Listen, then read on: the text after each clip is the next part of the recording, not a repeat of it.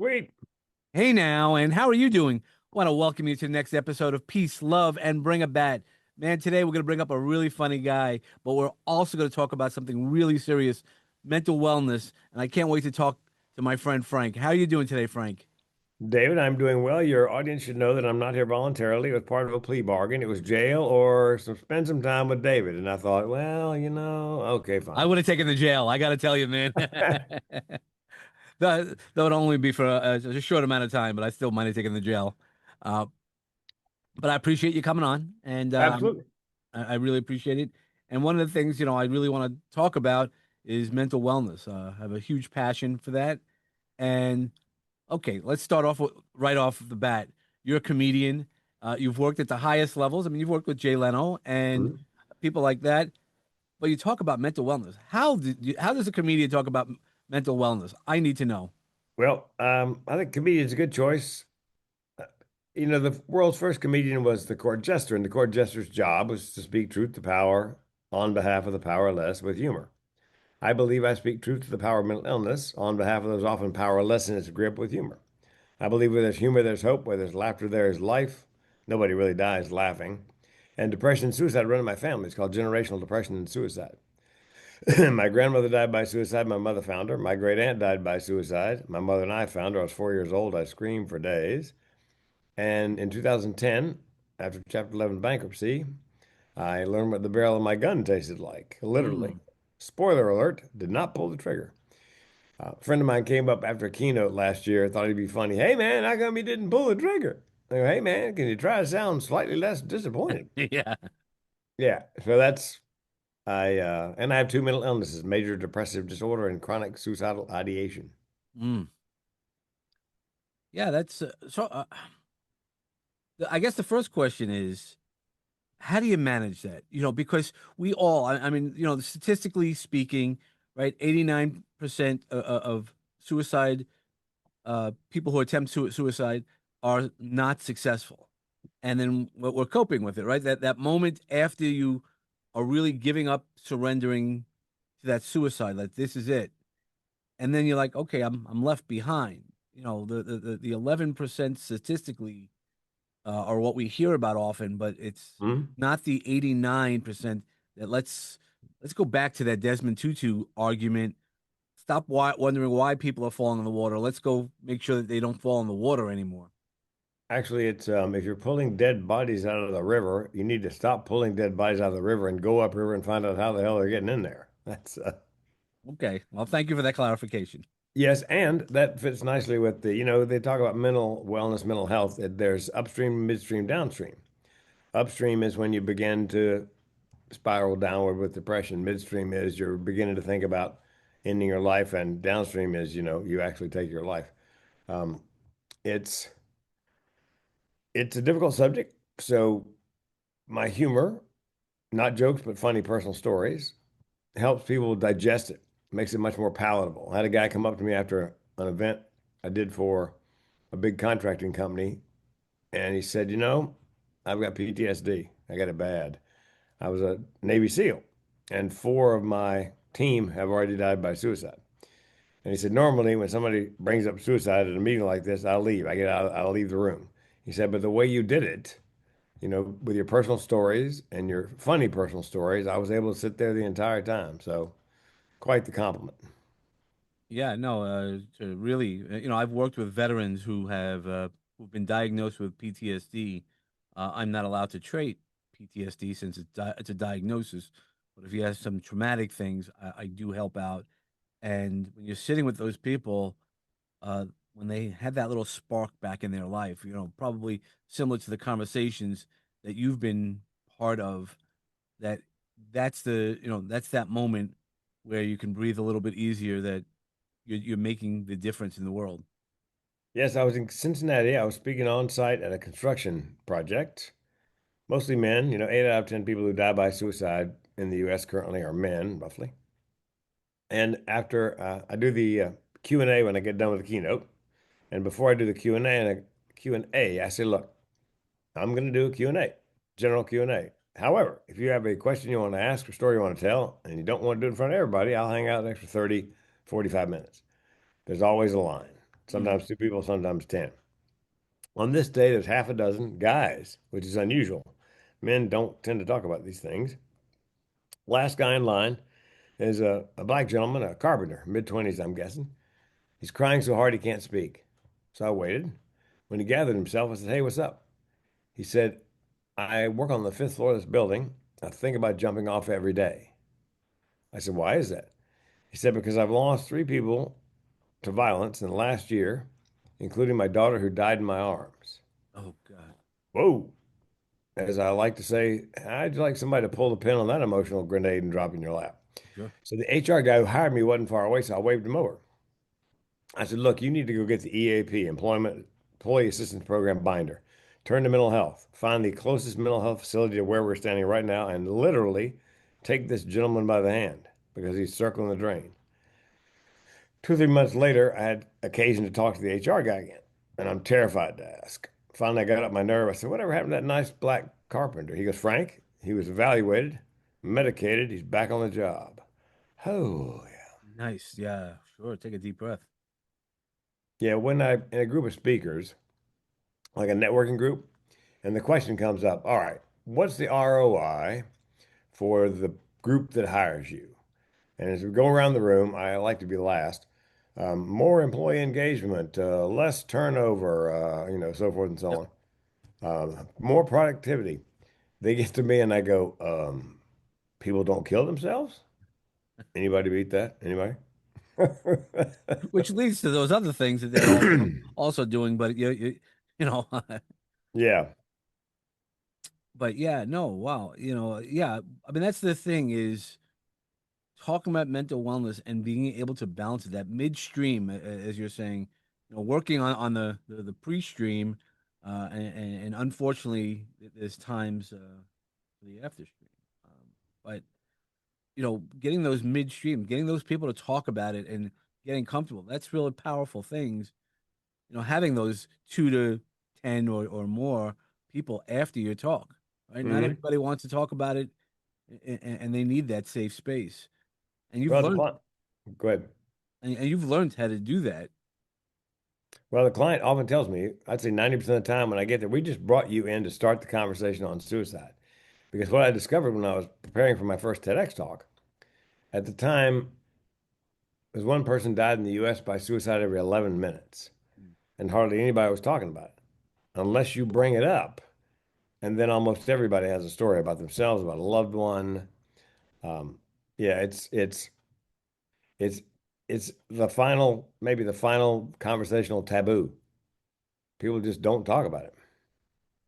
So from your experience, how is it better to start off talking about Well, the there's an old wives' tale or urban legend that you should never mention the word suicide in front of somebody who's depressed it? Mm, because it might give them the idea. Suicide, what a great idea. Why didn't I think of that? Trust me, it crossed my mind. Uh, the reverse is true. If you bring it up, then they are less likely to die by suicide. What I teach my audience is how do you spot depression? How do you spot thoughts of suicide? What do you say? What do you do? What don't you say? What don't you do? And then how to find resources and create a self-care plan. So I teach them because 8 out of 10 people who are suicidal are ambivalent. They can't make up their mind. And 9 out of 10 give hints in the last week leading up to an attempt. And if you know what to look for in those hints, because something may sound innocuous, but like, yeah, you but know what? You're not gonna, these guys are not gonna, let's see, these guys don't have to worry about me anymore after this weekend. Because you're going back to school? Because you're moving? Why? I mean, it sounds innocuous, right. but, and there are signs, signs of, matter of fact, the guy I talked to, somebody I talked to yesterday, I talked about one of the signs of thoughts of suicide is giving away prized possessions because they Mm, want to make sure they go to the people they want them to go to when they're gone. right. And he had heard that. And he noticed that his friend was uh, giving away things on Facebook, like a set of golf clubs he loved. Mm, And so he called him up, "Hey, man, I need to know, are you having thoughts of suicide?" Sure enough, the guy was divesting himself of these things and making sure they went to the people he wanted them to go to. So if you know what you're looking for, anybody can stop a suicide.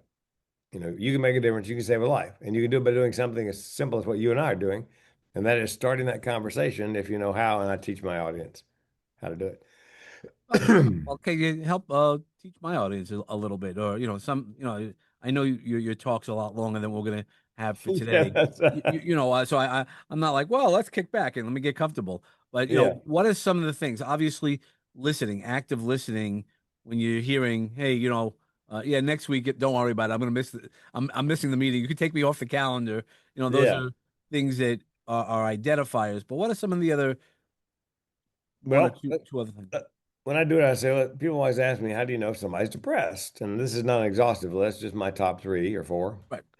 They eat too much, can't eat, sleep too much, or can't sleep. They have trouble getting out of bed in the morning, so they're often late for work or class. However, in the afternoon, they rally like a different person. And here's one that's you can observe visually. As long as you've known them, they've been pretty well put together. In the last couple of weeks, hair is kind of dirty, clothes aren't quite so clean. It may be because they're having trouble getting out of bed in the morning, simply to run a little wash and take a shower. Hmm. So the question comes up, what do you say to somebody who's depressed? Well, I start with what don't you say? Pull yourself up by your bootstraps, turn that frown upside down. My personal favorite, David, have you tried fish oil? At which point I go from suicidal to homicidal. Uh, Now, what you do say, I'm here for you and I mean it. I know you're not lazy or crazy or self-absorbed. I know that depression is a mental illness. Here's the good news. With time and treatment, things will get better. I'll take the time. I'll help you get the treatment. And here's where you have to ask them in no uncertain terms, are you having thoughts of suicide? I tell my audiences, if you can't ask that, find somebody who can. And if you can't, here's my cell number. Call me and I'll ask them.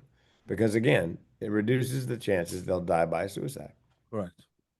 So, how do you know if somebody is suicidal? Well, if they don't tell you, they talk a lot about death and dying.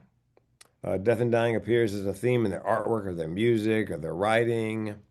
Um, they're giving away prized possessions, as we talked about. And here's one that's counterintuitive but dangerous. They've been depressed for a long time, David. However, now they're happy for no apparent reason. And you're happy because they're happy. They may be happy because they've chosen time, place, and method, and they know the pain is coming to an end. So the question comes up, well, what if they tell you they are suicidal? What do you say? You say, do you have a plan? If they have a plan, what is your plan? And if it's detailed, time, place, method, you need to do your best to get them to a mental health facility as soon as possible. At the very least, on the phone with 988, the suicide life and text line. And if you are at a distance and you're reading their Facebook timeline and you don't really like what you're seeing, thinking maybe they're rolling up to a suicide, I would call the police in their local town, wherever they are, and ask them to go by and do a welfare check. Hmm. Now, the only problem with that is, if the police go there and they are actively suicidal, they'll take them into custody and drag them in front of a judge, and the judge decides if they get a 3-day all expense paid Yep. vacation in a mental facility with no belt or shoestrings, and they're going to be pissed. But they're going to unfriend you on Facebook. But at least they'll be alive to unfriend you on Facebook. 100%. Now, last thing, and I've never seen this in any course I've taken on suicide prevention. What if they have a plan, David, but it's not particularly detailed? It's kind of nebulous. What would you say? Well, I would say, tell me, are you going to kill yourself? If they said no, I would say, great. Tell me why not. Make them give Mm. voice to whatever's keeping them here because something is keeping them here, or we wouldn't be having this conversation. So that's the teaching I do in my keynote. Yeah, no, those are obviously all great. You're a very successful speaker, but you also know from experience, Oh yeah. and that's also one of the things that we've all learned is when you're a suicide survivor, you really you know your signs, Hmm. and sometimes even the tells you might have given out in a lot of cases, and that's where you can then identify it in others. So by Yep. you're doing that. Um, so one of the questions I get all the time actually is, how do you know you're not going to do it again? And Oh. Mm. And I get that. And as a matter of fact, um, I've had people come up to me after my keynote and say, are you gonna kill yourself?" Mhm. And I say no. And they say, "Tell me why not." Well, it's those people who line up. I feel like George Bailey in It's a Wonderful Life, that I've been shown what their lives would be like if I weren't there to tell my story and hear theirs. And if I kill myself, and theoretically, I could take a lot of those people with me who never had a chance to hear me speak or share their story. Sure. So I'm stuck. Yeah, well, it's a good stuck to have, and That's a good we're say. completely glad. I mean, that's why during my suicide attempt, I heard a voice from Grandpa Mike, which I don't have a Grandpa Mike, so it's a completely different story. And it wasn't God, it wasn't but they said go back and tell your story. And ironically, since that point, I've told this story multiple times, but also I've done some book writing where I tell fiction stories.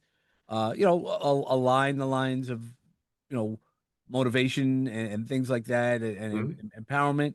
So I'm like, well, I don't know what story I'm supposed to tell. And then I've also started this podcast, which allows stories like yourself to be out there. So while I'm not trying to steal anybody's story, am I is part of my story to share your story, which I do think it is. Yes. Our responsibility is to shine the light a lot Hmm. more and talk about it, get some of the stigmas away. While I won't talk about my methods of when I attempted, so nobody copies or anything like that. It's out there. It's not like I was the only one who tried XYZ. The only part I do talk about is the last attempt that I had. I got the rope. Okay, finally, I got it. I'm gonna just do the rope, this and that, and I tied it up. The rope held, and so did I. It held my weight, and I'm hanging there, and I'm like, which is the thing that shook me back into reality. Is like, okay, now you're sort of a dick. Okay, what do you do?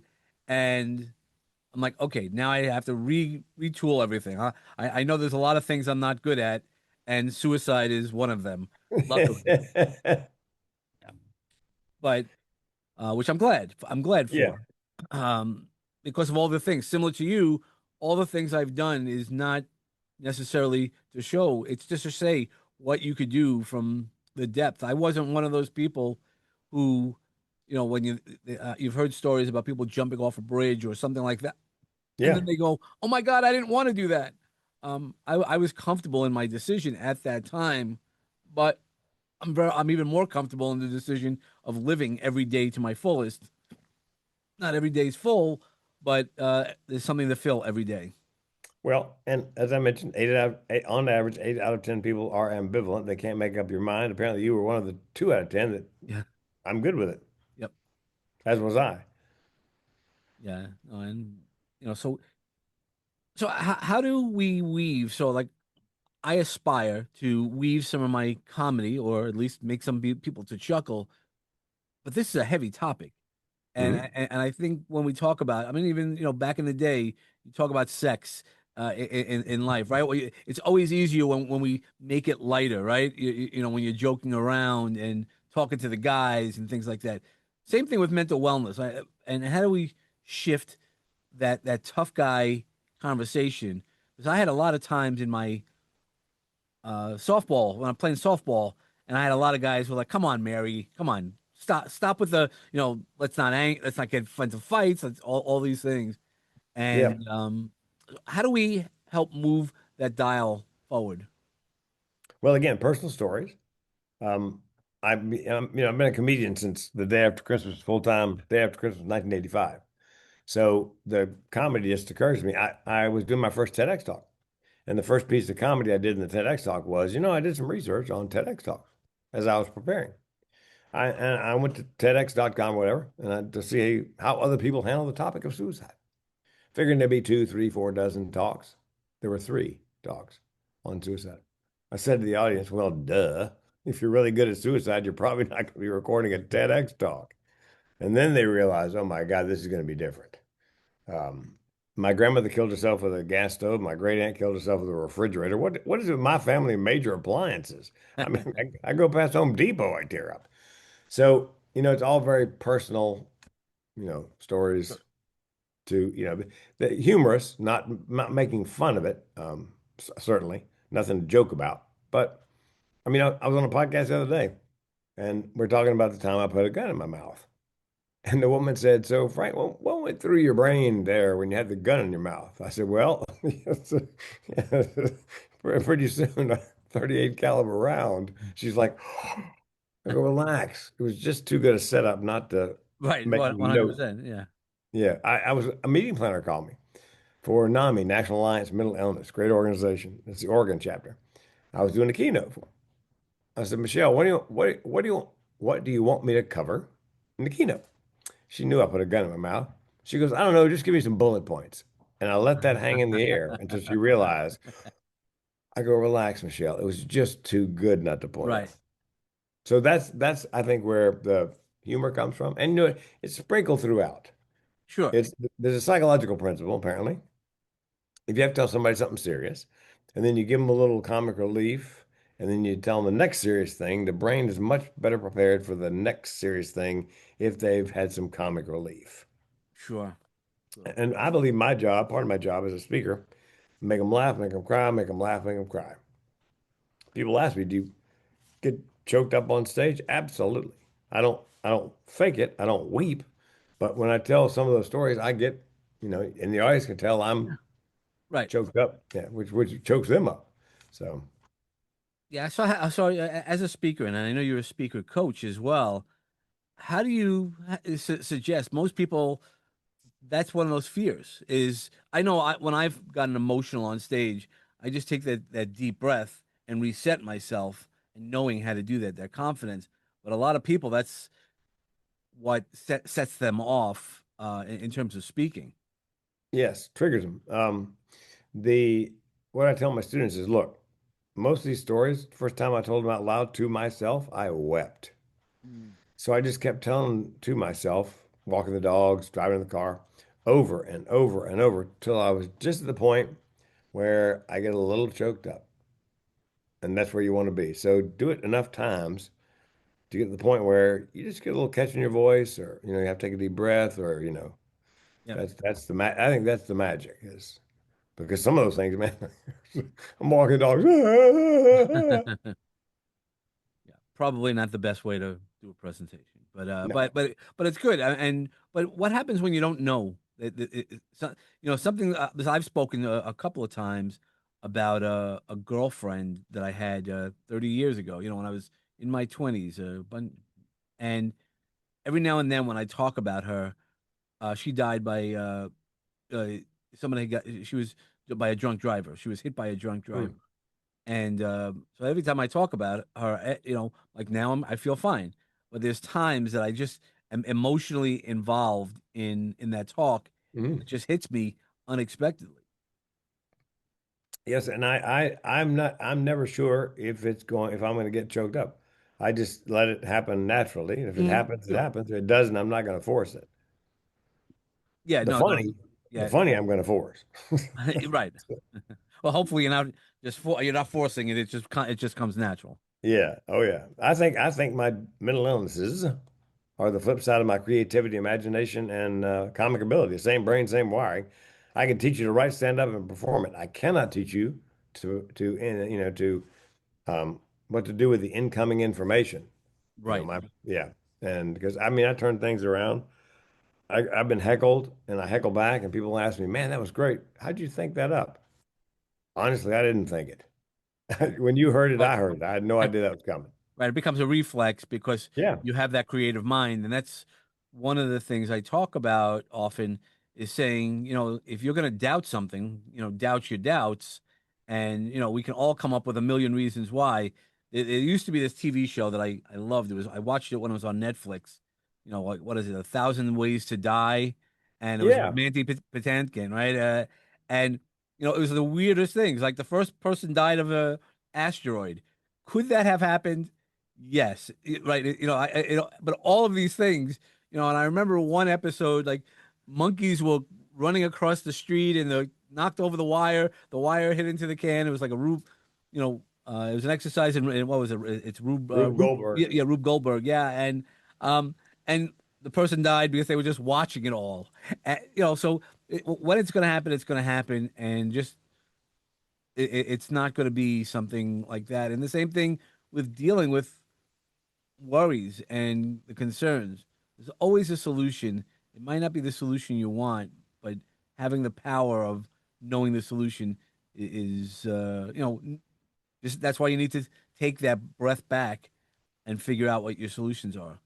Well, and as somebody who has chronic suicidal ideation, because not there are a lot of people, even therapists, who have no idea what that is. It's not in the DSM-5, the Diagnostic and Statistical Manual, the big book of Mm. diseases. I say to the audience, what it means for me and people in my tribe is that suicide's always on the menu as a solution for problems large and small. And when I say small, I tell the audience, my car broke down a couple of years ago. I had three thoughts. One, get it fixed. Two, buy a new one. Three, hell, I could just kill myself. That's chronic suicidal ideation. And almost every time I've spoken, there's been somebody in the audience who has it. And they invariably don't know it has a name. They think they're just some kind of freak and all alone. I had a young woman come up after a college presentation. She said, thanks for the keynote. I said, you're welcome. She goes, but I got to tell you, it made me weep. How did it make you weep? She said, you know, the story about the car, get it fixed, buy into it and kill yourself. I've been having those thoughts all my life. I thought it was just me. I didn't know that had a name. I just thought I was some kind of freak. And then when I heard you say it's a thing and you have it, I realized, she said, for the first time in my life, that I am not, in fact, alone, and I wept. And that's the power of starting the conversation. Yeah, well, so when you feel so, since that's always an option, right? In theory, it's always there. How do you Yeah, know that you discount it? To make sure that not an option, because you've now built up some resources to make sure that when that happens, that doesn't mean you're not going to think about it, but yeah. yeah. Well, actually, it's ironic. It's as somebody I know, a psychiatrist who had, he's now passed away naturally. Um, he had chronic suicidal ideation. And he said, Frank, if it was not for my chronic suicidal ideation, I would have killed myself a long time ago because he knew he had an out. Mm, Suicide's for the most part all about pain, ending the pain. correct. And I could stand a great deal more pain knowing that I could opt out at any point. Mm, Yeah. It's like in Oregon, death with dignity. If you have a terminal illness and a doctor and a psychiatrist says you've only got like 5, 6 months to live and you're of sound mind, then you can order the cocktail and choose your time to go. And interestingly, I think people who do that live longer and a better quality of life because they know if it begins to decline, they can check out anytime. It's about control. yeah, and I think there's a power. I'm in favor of that, because there's certain things. I mean, my dad had passed on with uh, Alzheimer's, but they kept on. They wanted. He was on that borderline, and at one point we were at the family meetings, and they wanted to put a feeding tube in him, and I was, in control of that. I was like, no, that wasn't his wishes.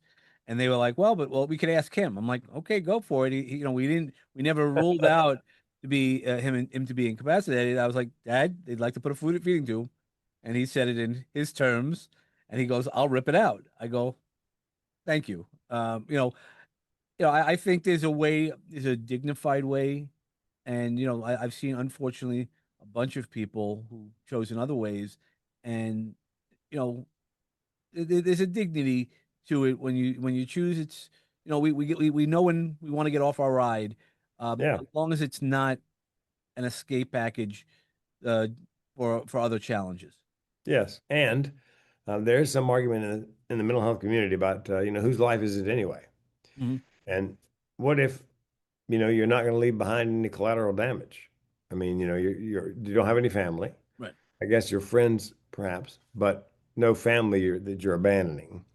That they're going to suffer because you're gone. I mean, who is it to say, you know, your life? Yep. Well, we'll see. I guess that's a bigger, larger, more moral, conversation. I think you and I sit on the same side of that. At least Well, ideally. there are a lot of people who disagree with us. Yep. Well, when I came so close to killing myself, my next door neighbor said, "You know, if you killed yourself, you'd have gone to hell." And I said, "Yeah, what you don't know is I was already there." Right.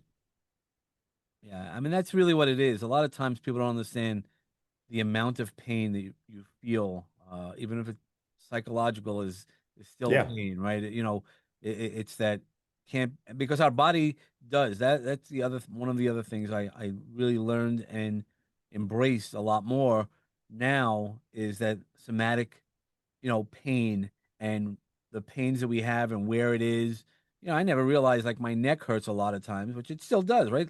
Life's going to keep hurting us because that's where I keep my stresses on. Ah, So and once I now know that it's I recognize, okay, did I hurt myself? Did I fall? Yeah. Okay, then maybe that's not the stress. But the other pieces are I recognize how I feel as a body. So that way, for me, that identifies where I'm going and what I'm thinking. Like even this past, month when I experienced some of these heart things, they're like, man, you have a really good mindset. I was like, yeah, I had to. I had to learn to to do it. yeah. I didn't have an option. And I knew, ironically, 6 years ago, I didn't want to live, and now when they told me, like there's a good chance that that might not happen, I was like, hell, man, and I'm going to change my diet. I want to be here now. Yes, I've had two aortic valve replacements, and the replacement of a replacement is very difficult. It took 11 hours and change. That's a long time to be under and on the bypass machine. But going into that, as they're rolling me down that corridor, dying by suicide as a concept versus they told me 10% chance I was not coming out the other end. All of a sudden it becomes very concrete. Mm. You could die. Yes, fortunately, actually the surgeon was Korean, very talented, but not a lot of bedside manner. First thing he said to me when we met, "Hi, I'm Dr. Ko. 10% chance you're going to die." I said, "Dr. Ko, I'm a writer." I would have phrased that a little differently. 90% chance everything goes well, Frank. We're good. However, it is open heart surgery, so there is, a 10% chance that, but it turns out he had a sense of humor because he said, "I've got plan A, plan B, and plan C." I go, "Why do you have three plans?" He goes, "Because, Frank, I don't want to be in the shower the day after we do the surgery and you've died. And I'm soaping up and I'm thinking to myself, oh, hell, I could have done that. I Uh, don't want to be in the, I don't want to be in there improvising." I said, "What's plan A?" We go in, we're able to, tie down the valve, no leaks, sew you back up, you're fine. B, we do the best we can. Maybe there's a leak here, a leak there. Maybe you end up going to the Cleveland Clinic to get they make like a polyester. the valve. Yeah, yeah. I said, "What's plan C?" He goes, "You don't want to know plan C." So, so he did have a sense of humor, and he's a great surgeon. The head surgeon came in halfway through my operation because the PA, there was a surgical PA there. He told me this. He said, the surgical PA said, the Dr. Duke was his name. He comes in, looks into my chest. He and the PA lock eyes, and the PA said, Frank, in all the time I've worked with him, I've never seen him scared until that moment. And he goes, I never want to see that again. Because they were afraid, 11 hours, I could have neurological damage, Right. It all starts. heart could be leaking, So, Well, again, I'm glad that happened, and I'm sure you didn't want to see it. You were like, hey, I'm glad I was out. yeah, oh, yeah. Yeah. Yeah. Matter of fact, one of the best moments of my life was the nurses helping me into my bed in a regular room. And she goes, I bet you're glad that's over.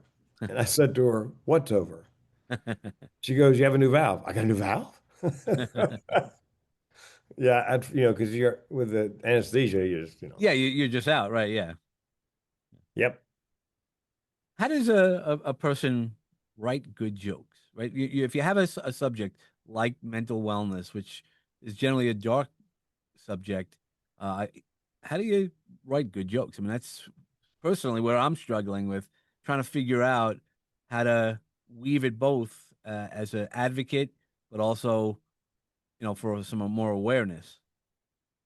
Yes. Well, Judy Carter, friend of mine, wrote a book. two books actually, one called the Comedy Bible and now the New Comedy Bible. In the Comedy Bible, there was some script writing and sitcom writing and so forth about being funny. The New Comedy Bible, nothing but comedy, stand up. And she's got a formula. She said you take your real experience and you ask yourself four questions. What's stupid about this? What's hard about this? What's scary about this? What's weird about this? And if you ask yourself those four questions about that situation, chances are there's something scared, stupid, weird, or Hard. scared. Yeah, hard about that. So that's that's that's one of the ways you can. It's a good way to write jokes using your real life Mm. rather than a setup punch about something that didn't happen to you. Also, for joke writing, when I was writing for Leno, everybody's working from the same source material. Back then, it was newspapers. I would read the New York Times, USA Today every day. And what you do is five columns and do a brain dump. People, places, things, events, cliches. People, places, things, events, cliches. And you start, let's say it's something, you know, political, or let's say sports, football. So you list, stadium as a place, referees, you list the players, positions, coach, Yep. uh, cliches. The score wasn't as close as it appeared. Yes, it was. Yeah, I mean, so you make a list of all these things, people, places, events, things, events, cliches. And then you try to find in there, oftentimes two things that don't really go together to Oh. create the joke. And that was my technique for taking those topical items from the newspaper and, you know, one of my favorites that Jay Leno bought, he did a joke one night about the Swiss. So, Switzerland, they now have a condom factory. Do you really want to buy a condom from a country that developed Swiss cheese? So, what I would do is I would write down all the jokes that he did, basically the premises, and see if I couldn't write a better one. So I got it. I thought Swiss. So I put Swiss. What about Swiss?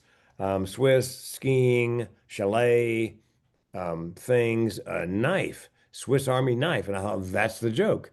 So I sent it in. It was, Swiss have a, factory for condoms. Of course, the Swiss is not just a condom, it's a screwdriver, it's a pair of scissors, it's, and it killed. But that's where it came from making that list of things that were Swiss. Okay. People, places, things, All events, right. Yep. cliche. Yep. All right. So that's a good way. It's giving me some juices. I want to step back into the comedy side as well as the speaking side. So I would buy Judy's book, The New Comedy Bible, and there's a workbook with fillable PDFs that goes with it. I would, you know, okay. first thing I've been through the course. The book, first thing she said was do a brain dump for 30 minutes. This is back pen and paper. Starting with your first memory, and then just like chronologically as you remember it. So one of my first memories was that I was in a neighborhood with 11 girls and me. So what was I don't know hard about that was I didn't know Little League Baseball existed. I would have loved to have played Little League Baseball. We played horses. And the hard thing about that is when you get to junior high school, you realize there is no equestrian team. And when you played doctor, there were 11 women and me. So there was always a line. It was more like playing HMO. Those jokes came from using Judy's formula, my real stories and Right. her formula. So I would advise anybody. Matter of fact, another speaker of mine, Matt Music, who lives in Long Island. Hey. I Yeah. said, Well. I Hey. said, Matt, we talked about this off air. Um, there's at least one or two comedy clubs there. One of them's got to have a comedy course, stand-up Mhm. comedy course. Sure enough, it does. He had read Judy's book before he went in, and what the instructor was saying was very similar to what Judy had been teaching him in the book. So, I mean, he was way ahead of the other students, even the first day, because he'd read Judy's book, worked through the exercises. And my favorite joke of Matt's is something that actually happened in real life. He was on Long Island at a wedding. He's a DJ. He's got all his stuff set up. He hasn't played a song yet. And when he got there, he said, Frank, I just felt this vibe. It didn't seem really like my people. There was something off. So before he even plays a record, or spins the CD or whatever you do these days. Somebody in the back of the room yelled at him, "You suck!"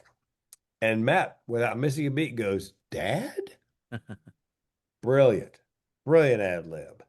Now, and he would tell you he has no idea where that came from.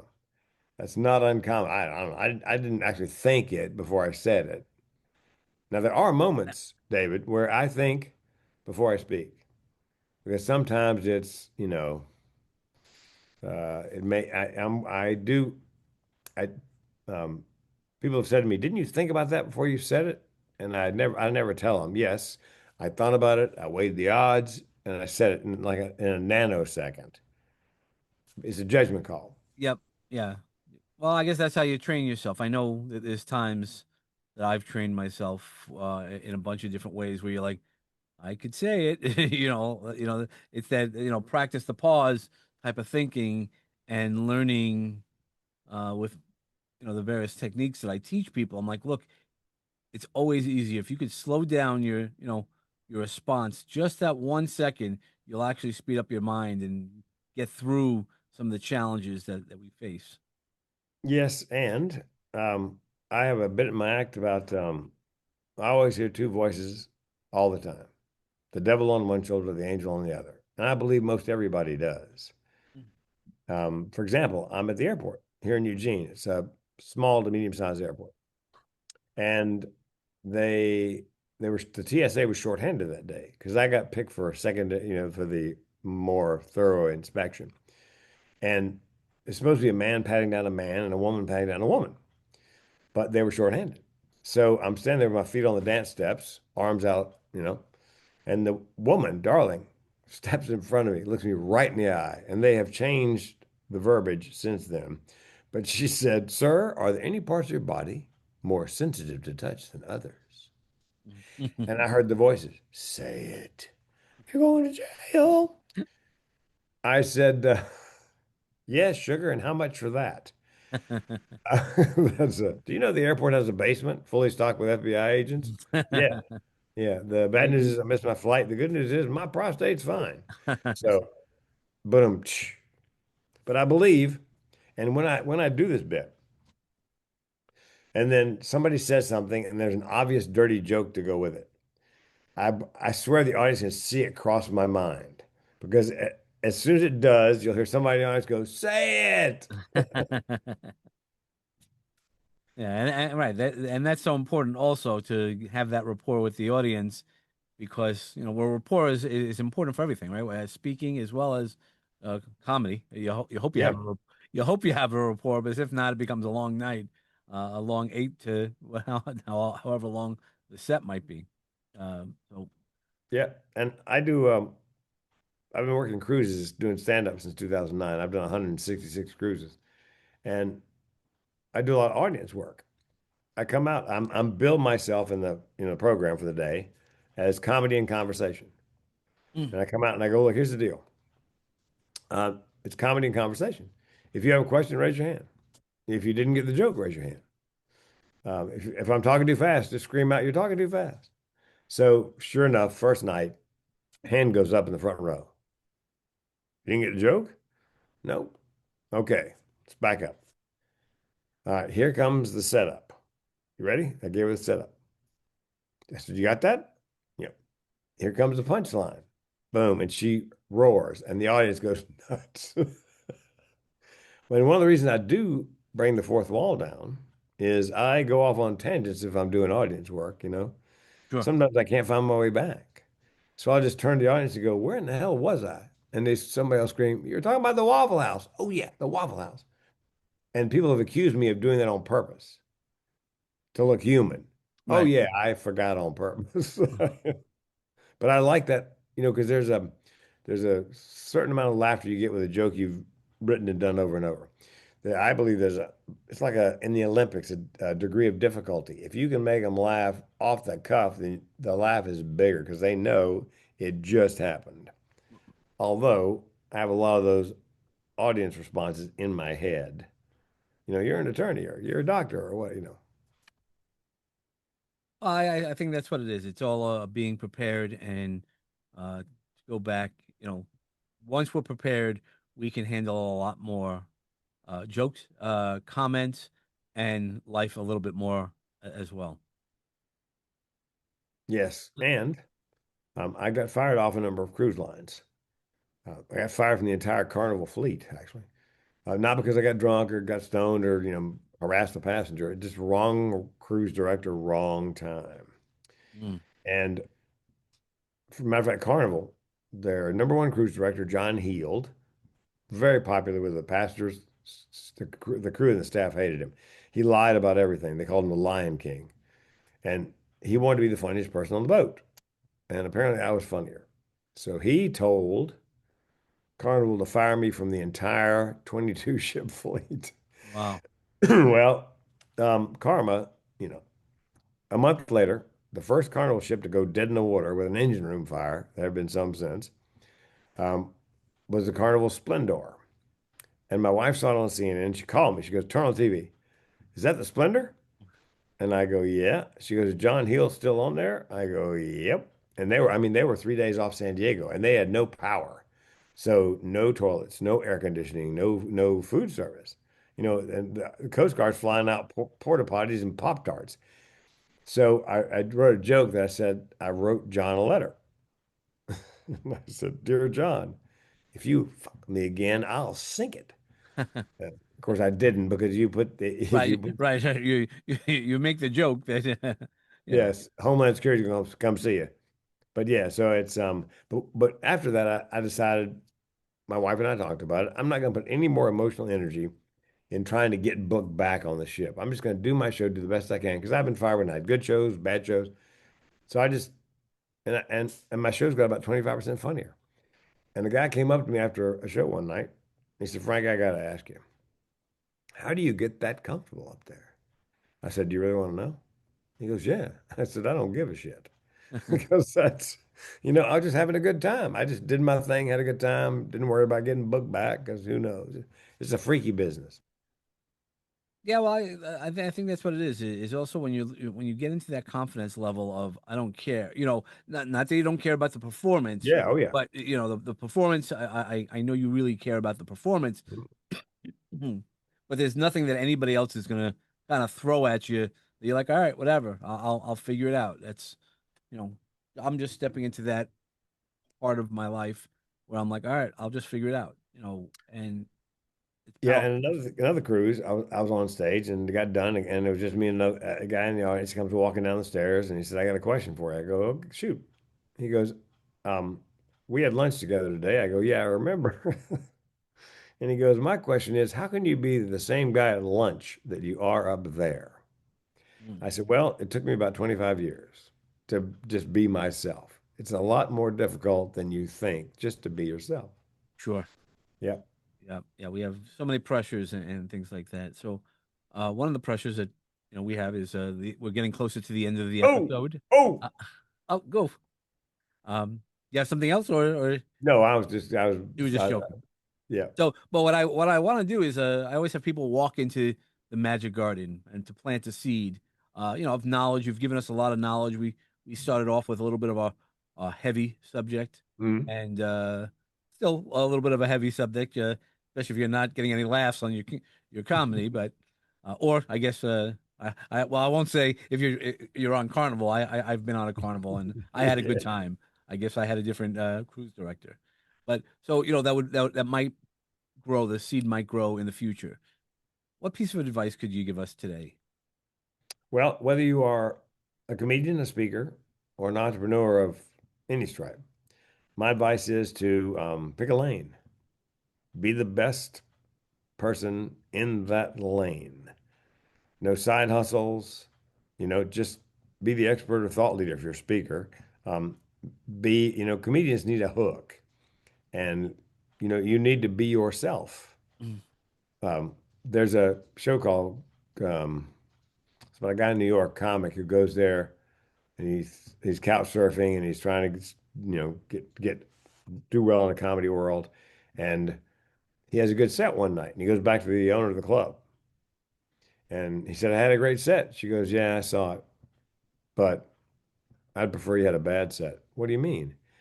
She goes, I don't just need another 6 foot tall, brown haired white guy telling jokes. I watched her set. I still know nothing about you.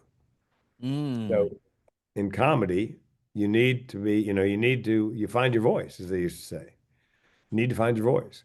In speaking, you need to, I believe, pick a lane. Don't have half a dozen keynotes. Be the expert because nowadays meeting planners want to see your name in this sentence. Frank King is an expert in suicide prevention, and your website should reflect that. That when they go to my website, it just screams suicide prevention, nothing else. There's some drop-down menus, other programs, sure, but the but that site but that's your itself, yes. And if you're just an entrepreneur, I've got a friend in town, two actually. One has an auto body shop, one runs radio stations, owns radio stations, both super successful. And I thought to myself, what do they have in common?